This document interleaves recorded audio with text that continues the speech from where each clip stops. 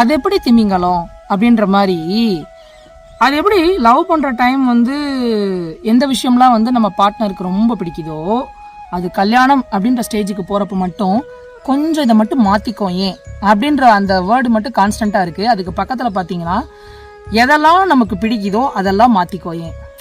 இந்த செப்டம்பர் மாதம் அந்த பாட்டில் பார்த்துருக்கீங்களா? இந்த காதல் பார்ப்பது பாதி கண்ணில், கல்யாணம் பார்ப்பது 4 கண்ணில் அடி பெண்ணேன்னு ஒரு லிரிக்ஸ் வரும்.